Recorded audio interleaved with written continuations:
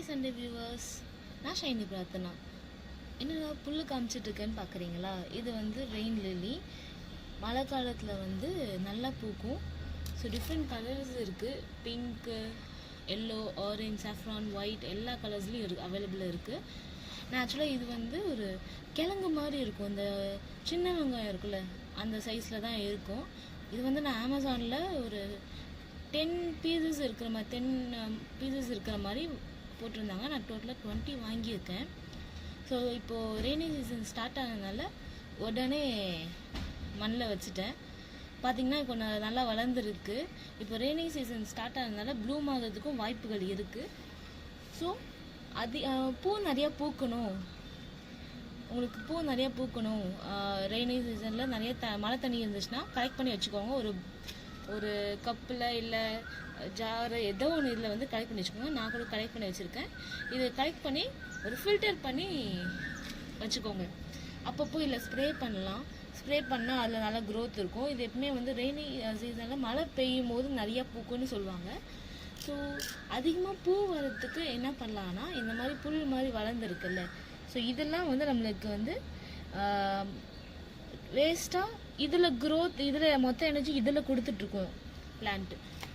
இந்த மாதிரி இலை நிறையா வர வர வர இலைக்கு தான் நிறைய எனர்ஜி தருமே தவிர பூ பூக்கிறது கொஞ்சம் கஷ்டமாயிடும். ஸோ என்ன பண்ணலான்னா, இந்த இதெல்லாம் வந்து கட் பண்ணி விட்டுடலாம். லீஃப்லாம் வந்து கட் பண்ணி விட்டுடலாம். நம்ம ட்ரிம் பண்ண அதோட எனர்ஜி வந்து பூ வளர வைக்கிறதுல வந்து கான்சன்ட்ரேஷன் பண்ணும்.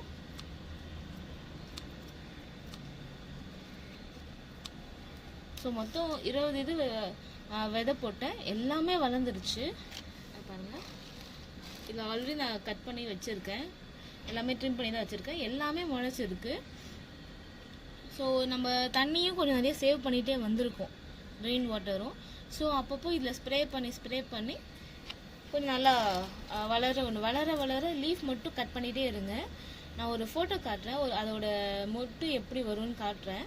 இல்லை டிஸ்பிளே பண்ணுற மேலே பாருங்கள். அப்படி அந்த மாதிரி வரும்போது அந்த லீஃப் கட் பண்ணுறதை கொஞ்சம் ஸ்டாப் பண்ணிக்கோங்க. லீஃபா இல்லை மொட்டான்னு தெரியாமல் எல்லாத்தையும் கட் பண்ணிடக்கூடாது. ஸோ அந்த டைமில் மட்டும் கொஞ்சம் பார்த்து கட் பண்ணி விடுங்க. இந்த பூ எப்படியோ அழகாக இருக்குன்றதையும் நான் அப்டேட் போடுறேன். ஸோ இப்போதைக்கு எதுவும் பூக்கலை, ஏன்னா வாங்கி ஒரு 1.5 months தான் ஆயிருக்கும். இப்போ தான் மழை காலம் ஆரம்பிச்சிருக்கனால இனிமேல் தான் பூ பூக்கும். ஸோ ஆனால் மழை தண்ணியில் ஊற்றும் போது வேகமாக வளரும். நார்மல் வாட்டரை விட ரெயின் வாட்டர் வந்து நம்ம ஊற்றும் போது நேச்சுரலாகவே வந்து ரெயினில் வந்து நிறைய பியூர் ஃபார்ம் இருக்குது. ஸோ நிறைய செடி வந்து அழகாக வளர்கிறதுக்கான காரணமும் மழை காலத்தில் நல்லா வளரும். ஸோ இதுவும் நல்லா வளரும். இது பூவுமே மழை காலத்தில் பூக்கும் போது ரொம்ப அழகாக இருக்கும். பார்க்குறதுக்கே அவ்வளோ லட்சணமாக இருக்கும்.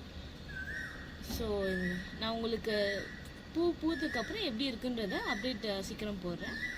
தேங்க்யூ ஃபார் வாட்சிங்.